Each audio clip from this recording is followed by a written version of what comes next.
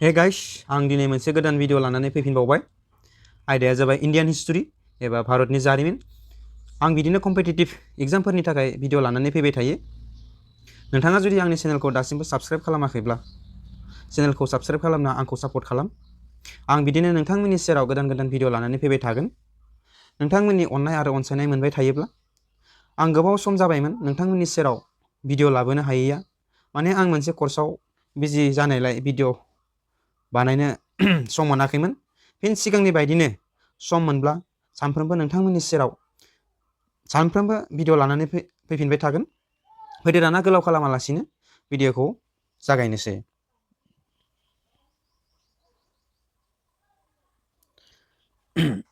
Number 1 कुइसन, मानसिफोरा बाहायजेननाय गिबि धातुआ मामोन? बेयाव मोनब्रै अपसन होनाय दङ, कपार, ब्रन्ज, सिलभार, गोल्ड।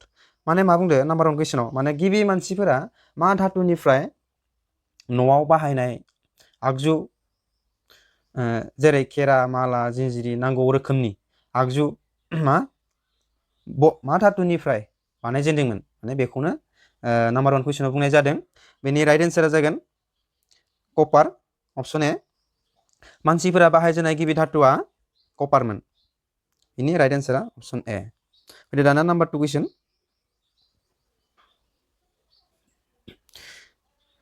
सिन्धु दैमानि सेरफाङाव थानाय सुबुंफोरनि जिउ खुंनाय गुबै राहाया मामोन?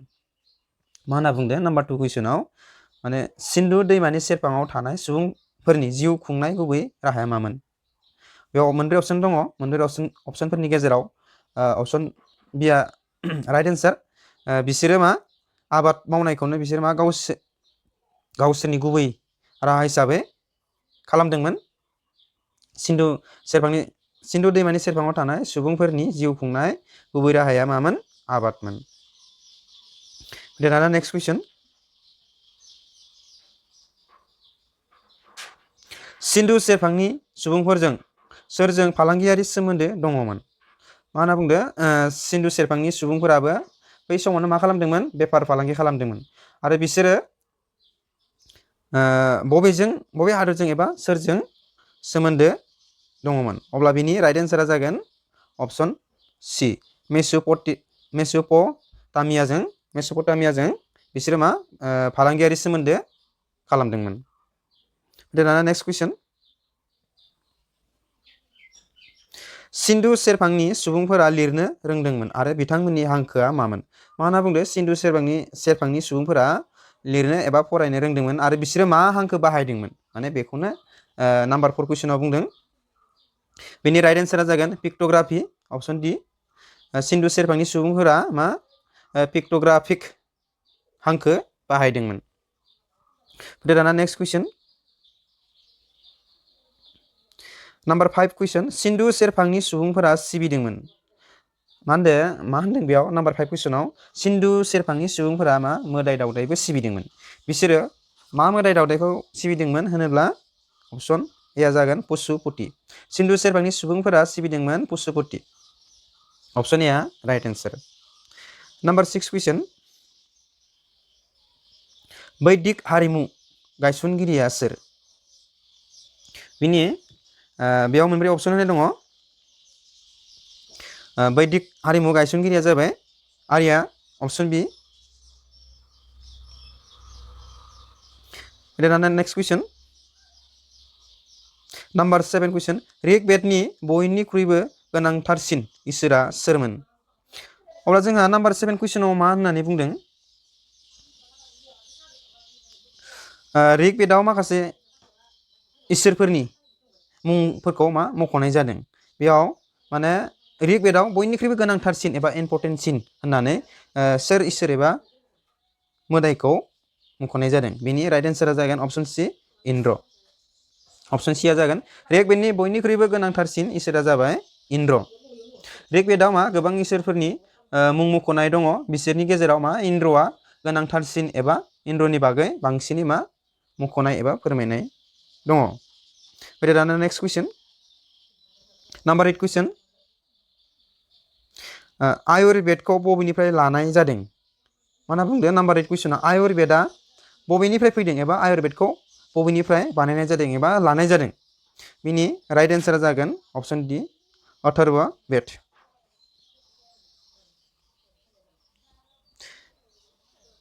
जोंहा मा बेदा गासै मोनब्रै नङा होमबा?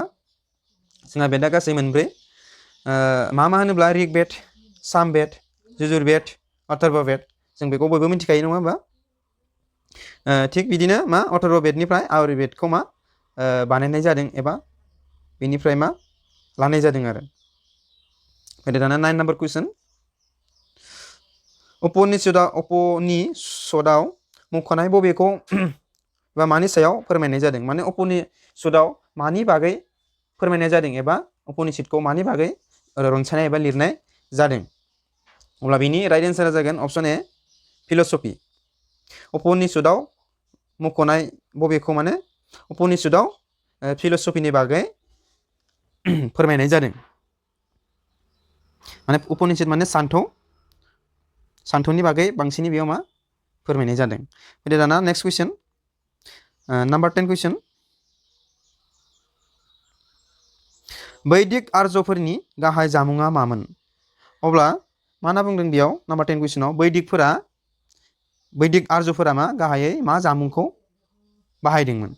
अब्ला बिनि राइट एन्सारा जागोन option B milks and it's product, माने गाइखेर आरो गाइखेरनिफ्राय बानायनाय बिनि बायदि रोखोमनि मा दिहुनथाय। बिनि राइट एन्सारा जागोन option B milks and it's product.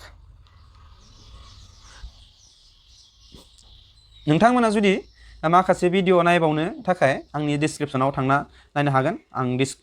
आं भिडिअफोरनि लिंकखौ डिसक्रिपसनाव होनानै दोनदों आरो जोबनायाव आङो आइ बटनावबो लिंकखौ होनानै दोनगोन।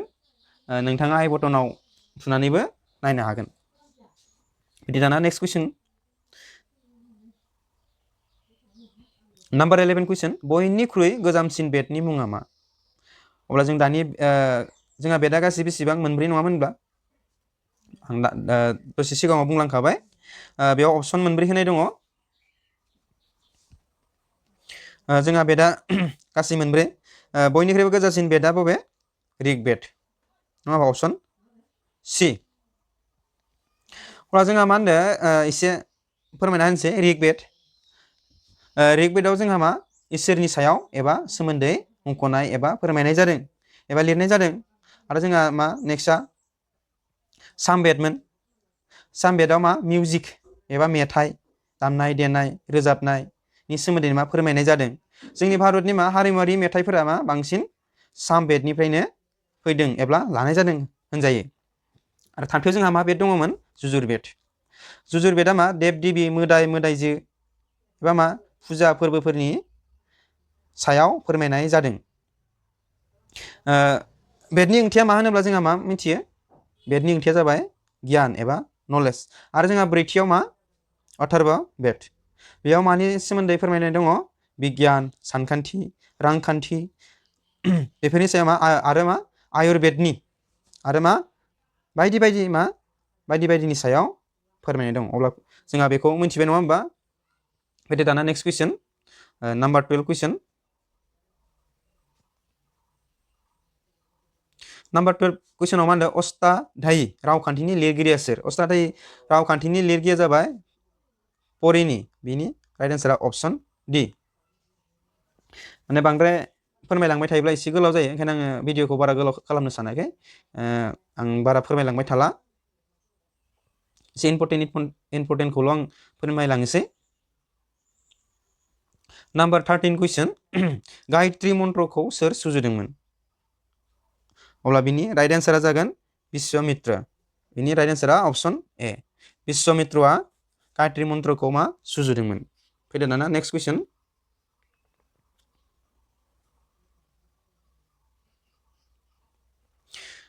नाम्बार 14 कुइसनाव मा होनदों? बुद्धनि ओंथिया मा? जोंहा बुद्धनि ओंथिया जाबाय अप्शन बिया जागोन दा एनलाइटेन वान। अब्ला जोंहा मोनथिबाय नङा होमबा? बुद्धनि ओंथिया मा? दा एनलाइटेन वान, अप्शन बि राइट एन्सारा। फैदो दाना नेक्स्ट कुइसन, नाम्बार 15 कुइसन। त्रिपिटकआ बबे धोरोम बिजाब? अब्ला जोंहा बेयाव मोनब्रै अप्शन होनाय दङ। जैन, पेरिस, बुद्धिस्ट आरो हिन्दुस। अब्ला जोंहा त्रिपिटक होनोब्ला मा बुजियो? त्रिपिटकआ जाबाय त्रिपिटकनि ओंथिया जाबाय मोनथाम धोरोम बिजाबजों जथायनानै मोनसे खालामनायखौनो मा बुंदों? त्रिपिटक होननानै बुंदों। बे त्रिपिटकआ जाबाय बुद्धिस्टफोरनि धोरोम बिजाब। अपसन सि। अब्ला जोंहा बेखौबो मिथिबाय नङा होमबा? त्रिपिटकआ बबे धोरोमनि धोरोम बिजाब होनोब्ला बुद्धिस्टफोरनि धोरोम बिजाब। बेखौ मा गांथाम बिजाबजों जथायनानै मोनसे खालामदों, बेनिखायनो बेखौ त्रिपिटकबो बुंनाय जादों। फैदो दाना नाम्बार 16 कुइसन। नेक्स्ट कुइसन। नाम्बार 16 कुइसनाव मा होनदों? महावीरा सोरमोन?